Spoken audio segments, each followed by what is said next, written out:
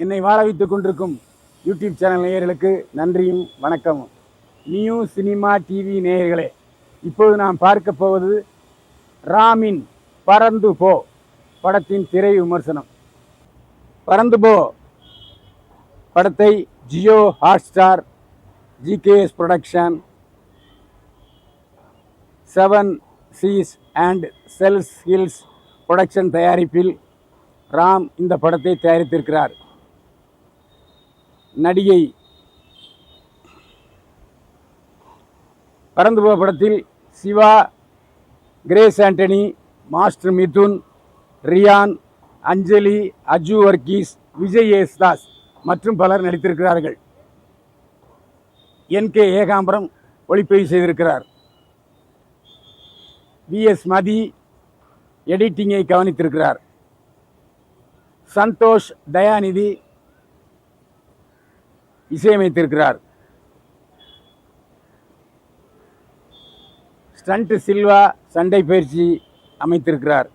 Rich Richardson நடன வடிவமைப்பு செய்திருக்கிறார். மதன் கார்கி பாடல்களை எழுதியிருக்கிறார். கதை, திரைக்கதை, வசனம் எழுதி இயக்கியிருக்கிறார் ராம். ஒரு நடுத்தர வயது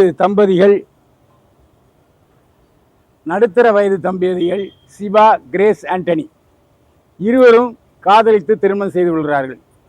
இதனால் சிவாவுடைய வீட்டுக்கும் பிடிக்கவில்லை, கிரேஸ் ஆண்டனி வீட்டுக்கும் பிடிக்கவில்லை.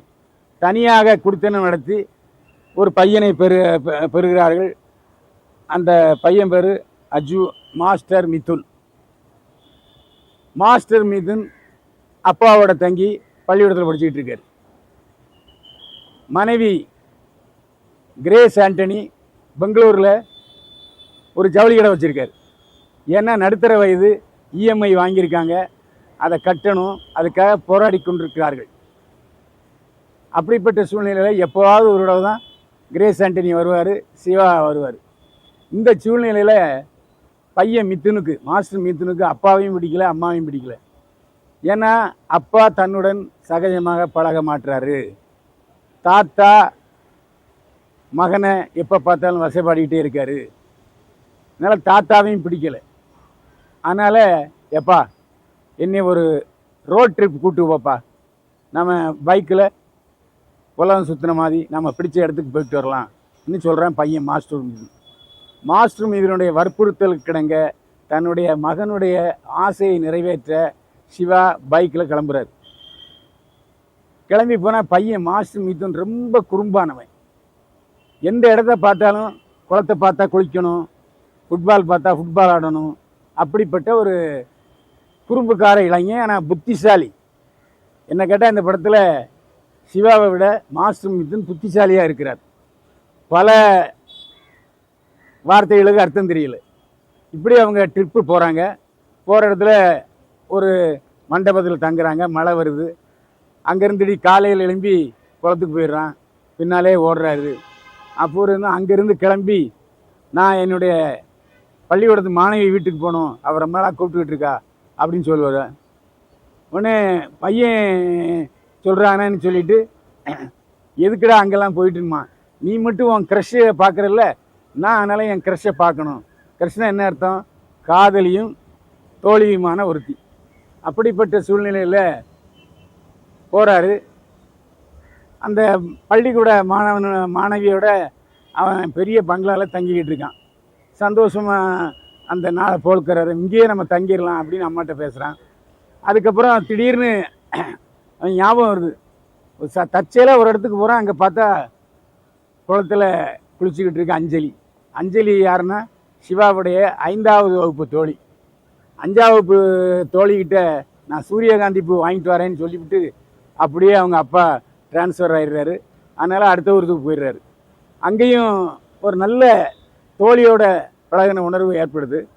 அதனால தான் அவன் உன் க்ரஷ்ஷு வீட்டுக்கு போய் பார்த்தில்ல, அதுமாதிரி என் க்ரஷ்ஷு வீட்டுக்கும் போவோம்னு சொல்லி அந்த சின்ன பையனும் அந்த பெண்ணை மாணவியை பார்க்க போகிறான். ஒரு நல்ல அனுபவங்களாக இருக்கிறது. படத்தில் எல்லா காட்சிகளும் நம்மை தாண்டி ஓடுகிறது. இப்போ என்ன என் பேரன் என்னை விட புத்திசாலி. நிறைய இங்கிலீஷ் வார்த்தைகளை கற்று வச்சுருக்கான். என்ன தாத்தா இது கூட உனக்கு தெரியலையாம்மா?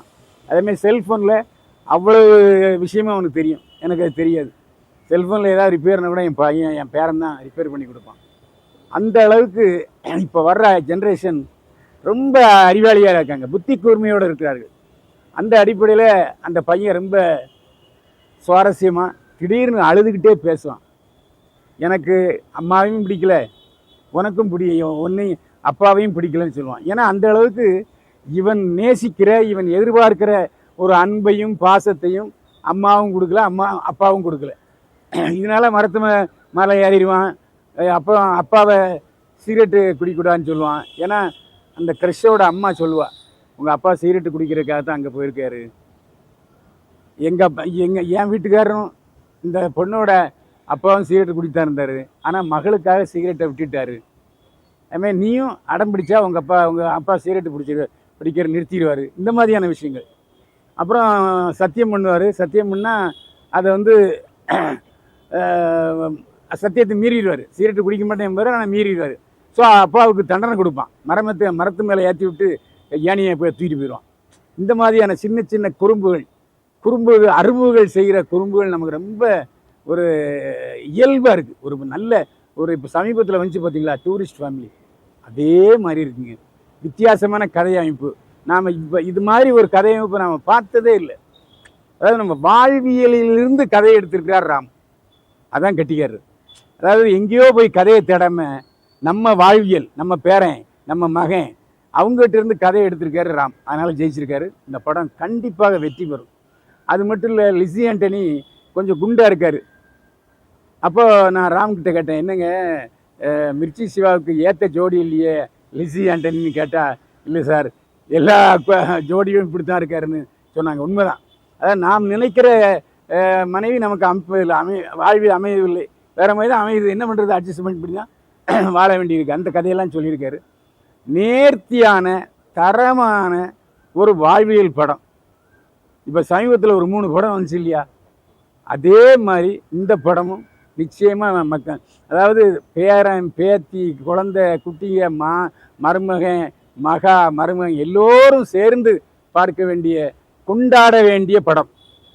குடும்பங்கள் கொண்டாட வேண்டிய படம் எதுனா இந்த படம் தான். குடும்பங்கள் கொண்டாட வேண்டிய படம் பறந்து போ. அதே மாதிரி இந்த படத்தில் சின்ன சின்ன வேஷங்கள் செஞ்சுருக்க கூட அழகாச்சிருக்காங்க.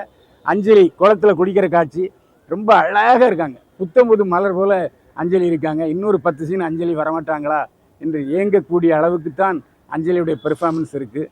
லிஸி ஆண்டனி நல்லா நடிச்சிருக்காங்க. அவ்வளோ பெரிய உடம்பை தூக்கிட்டு மலையில் ஓடுறாங்க. அந்த தன்னுடைய வேலைக்காரி தன்னுடைய ஜவுளி கடையில் வேலை செய்கிற பொண்ணு மேலே சந்தேகப்படுறாங்க.